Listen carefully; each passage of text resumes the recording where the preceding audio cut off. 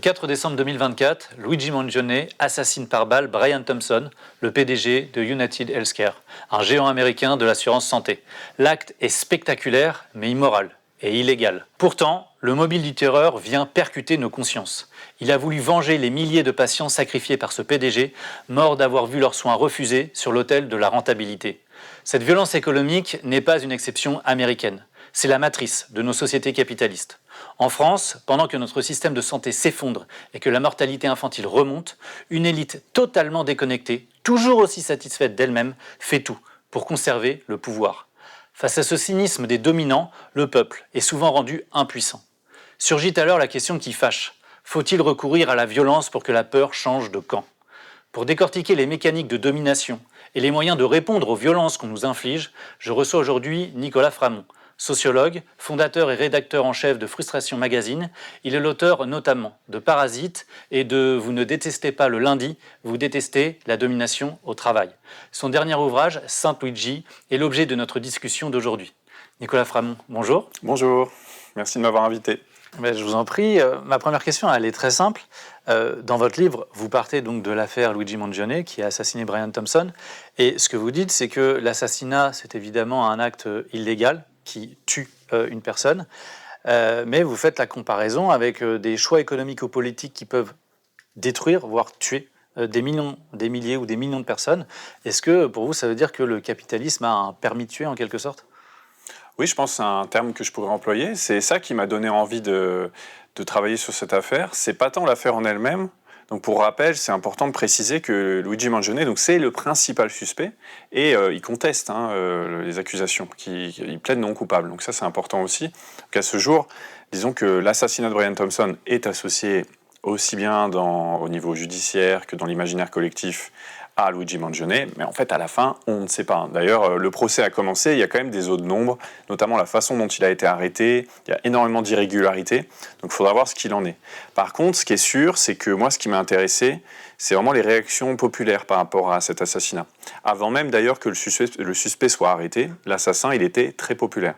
C'était déjà devenu un mème, une sorte de figure spectaculaire, de vengeur moderne, et ça venait d'une chose, alors qui nous en France, qu'on n'a pas vu tout de suite, pour ceux qui connaissent moins le système sanitaire américain, mais pour les Américains, les États-Unis, tout de suite l'ont vu, c'est-à-dire, il se trouve qu'il s'en est pris au PDG d'une des compagnies d'assurance santé privée. Rappelons qu'aux États-Unis, pour avoir accès à la santé, en fait, faut souscrire à une assurance privée. Il n'y a pas d'assurance publique, ou alors dans des soins vraiment très minimums et avec énormément de conditions.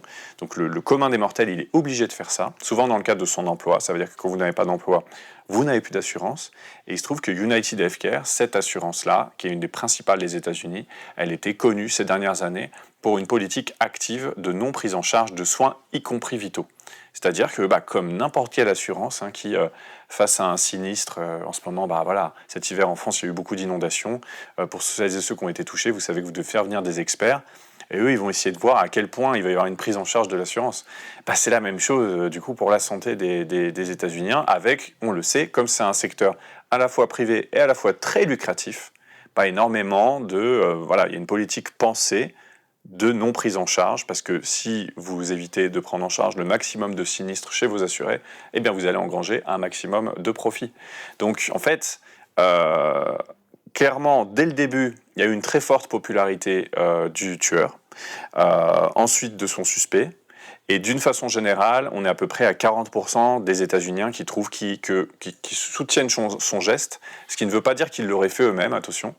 Et c'est ça qui m'a vraiment intrigué. Et en plus, non seulement c'était le cas aux États-Unis, mais moi ce que je trouvais intéressant, c'est que cette figure-là, elle est devenue populaire dans le monde entier, pas seulement aux États-Unis, et pas seulement sur les questions de santé publique. Il y a eu quelque chose de l'ordre de, ça c'est quelqu'un qui nous venge, qui venge le peuple contre une oligarchie, contre une bourgeoisie qui se gave, et du coup en fait, dans énormément de sociétés du monde, en fait le schéma étant le même, que ce soit pour la santé ou autre chose, beaucoup de gens se sont identifiés à lui. Et donc face à ça, l'argument qui a été invoqué pour finalement dire, écoutez, oui, ce qu'il a fait est peut-être immoral, ce qu'il a fait est peut-être illégal, mais il aura toujours fait moins de morts que celui qui l'a assassiné. Ça, c'était l'argument majeur sur les réseaux sociaux. Et cet argument, d'un point de vue strictement quantitatif, il se tient. voilà, on estime à plusieurs dizaines de milliers le nombre de personnes qui aux États-Unis meurent faute de soins, alors même qu'ils pourraient être soignés. On estime à plus de 50 000 le nombre de personnes, d'ailleurs non, c'est en centaines de milliers de personnes qui sont endettées chaque année et qui font faillite à cause de leurs soins de santé. Donc voilà, ça a été popularisé d'ailleurs récemment par des séries, depuis les années 2000, on est au courant en France. Beaucoup de gens ont vu Breaking Bad, on sait que des intrigues entières de séries américaines reposent sur le fait que soigner son cancer nécessite de faire tout un tas de choses, alors qu'ici c'est pas le cas.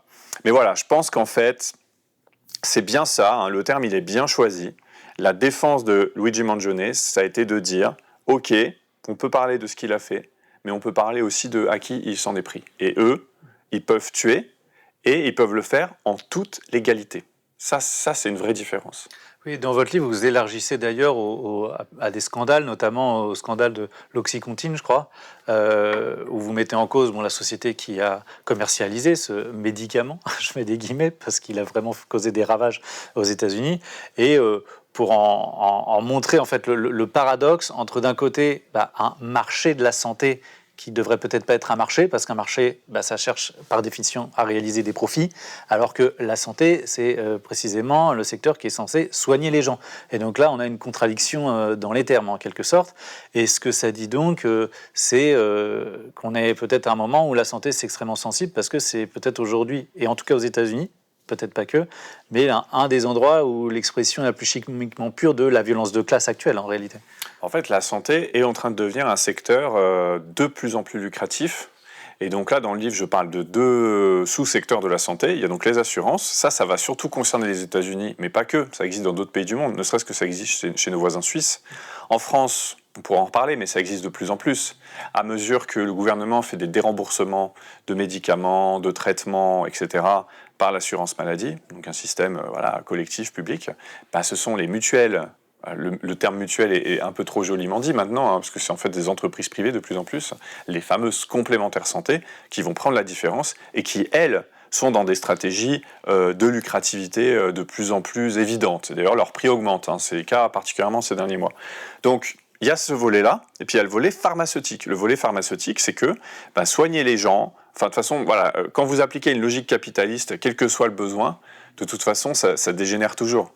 À partir du moment où il y a un besoin pressant, par exemple soigner des cancers, soigner le VIH, vous avez des entreprises qui vont aller breveter leurs médicaments et vont essayer de le vendre le plus cher possible, que ce soit aux assurés directement ou dans le cas de la France à la sécurité sociale. Et la sécurité sociale se fait bien rançonner par ces grandes compagnies mondiales. Je pense qu'on l'a vu notamment au moment du Covid. C'est-à-dire que quand vous confiez à des entreprises privées le soin de soigner une pandémie mondiale, il ne faut pas s'étonner qu'il y ait des collusions, des liens d'intérêt et d'énormes profits.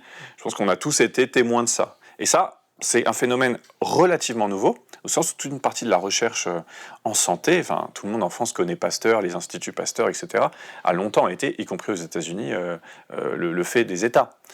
Donc le fait qu'en fait toute une partie de ces ressources, tout l'accès en fait au fait de vivre et si possible de vivre bien devienne un bien privé, ça engendre des dérives parce qu'en fait l'intérêt des gens n'est pas de vous soigner, l'intérêt des gens est de vous vendre des choses quoi.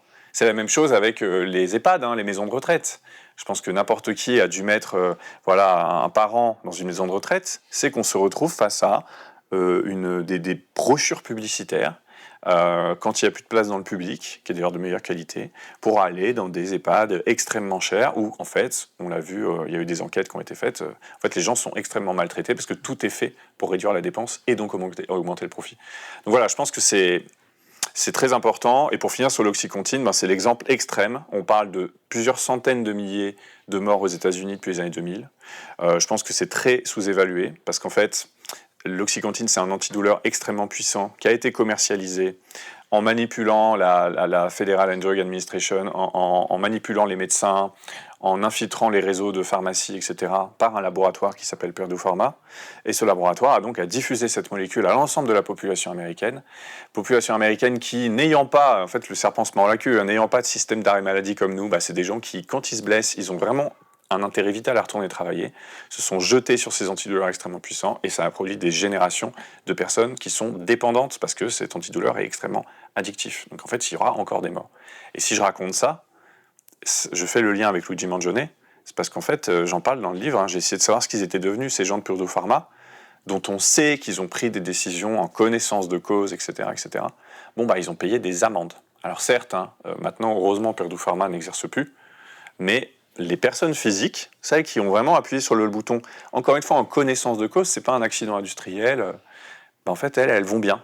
Et d'ailleurs, ce que je dis dans le livre, il y a des proches qui témoignent en disant ils vont bien physiquement, puis ils vont bien moralement. Ils ne le vivent pas spécialement mal. Ils ne ressentent pas énormément de culpabilité. Et ça, c'est quand même vraiment très intriguant. Et oui, normalement, ça doit mettre la rage.